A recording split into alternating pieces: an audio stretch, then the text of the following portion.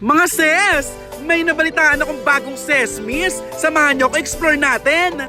Meron daw very great na Christmas village na matatagpuan dito sa Valenzuela. Kaya naman dahil explorer ako, in-explore ko na. Halika, huwag na kayo magpauli, samahan niyo ako. Tsan-tsararan! Dito ko nga yung natagpuan sa Tataselo mga sis. Pagpasok ko nga mga sis, ito agad yung bumungad sa akin, yung sobrang laking bilin nila. At syempre mga sis, hindi magpapahuli yung simbolo ng Kapaskuhan na kinagista nating Pilipino. Ito yung kanilang bibingka at puto bumbong. Hello pala kay ate at tatay na hinahanda na yung mga orders. Nagbayad pa lang muna ako ng 50 pesos bago ako mag-explore mga sis. Grabe mga sis, sa labas pa lang ramdam na ramdam mo na yung Kapaskuhan. Sobrang saya! Isa nga pala sa highlights ng Christmas village nila ay yung talaga nga namang dinara yung pasnong nila dito. Mapabata man o matanda, ine-enjoy talaga yung pagkakataon na masulit yung view. Sobrang saya talaga mga sis! Tignan nyo naman itong magkaibigan na to, para lang silang nasa North Pole, diba? O ikaw naman daw!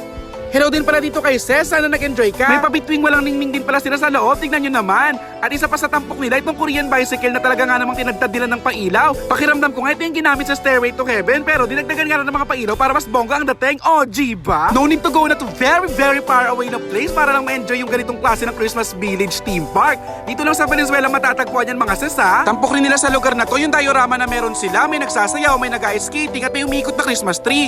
Ito pala yung jeepney na meron sila dito, pakiramdam ko jeep dito ni Tataselo. Grupo ka man o solo, talagang mag-e-enjoy ka dito kasi napakaraming view. Karamihan nga sa mga nagpupunta rito ay nagmula pa sa iba't ibang malalayong lugar mga sis. Tingnan nyo nga naman sila, talagang gustong maramdaman yung pagkakataon na ma-enjoy yung Christmas Village dito sa Valenzuela. May mga magkakaibigan, may pamilya at may mga magjowa na nagpupunta. Sa halagang 50 pesos to 100 pala mga sis, masusubukan na ng mga chikiting nyo tong pakabayo nila dito. Hello sa bagets na ito, sana nag-enjoy ka. Hindi na rin pala pinalagpas ng magkakaibigan na to na masilayan yung ganda ng Christmas Village na tampok dito sa Tataselo. Hello sa inyo, salamat sa pagpapaunlak nyo sa akin. Nakita ko rin pala itong sobrang sayang mag-anak na to na abala sa pagpipicture taking, ingat po kayo. Siya nga pala mga sis, yung 50 pesos na binayaran mo ay consumable sa loob.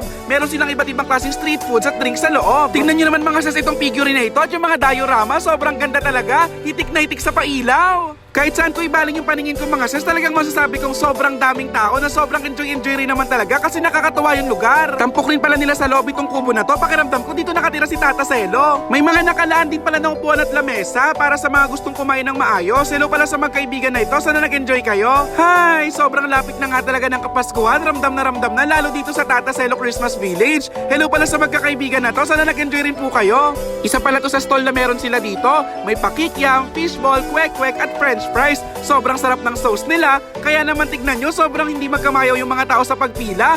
Inaantay yung turn nila para nga naman matikman yung street food dito. Hello pala kay ate na masipag na nagluluto ng mga orders ng mga tao nag-aabang. Hello sa'yo. Shoutout pala dito kay kuya na very great yung drinks na yan. Tignan nyo naman, busog-lusog na siya dyan. Hindi lang talaga ito para sa mga kiddie, para din ito sa mga adzot na kagaya ko.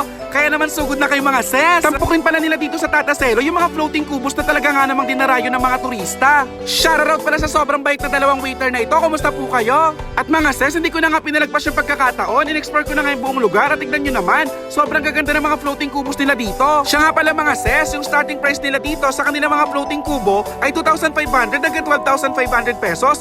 Pero huwag ka mag-alala, consumable yun ha. Swak na swak talaga tong lugar na to para sa lahat ng klase ng selebrasyon na meron kayo. Mapa-birthday, binyag, kasalan, o anumang celebration man yan.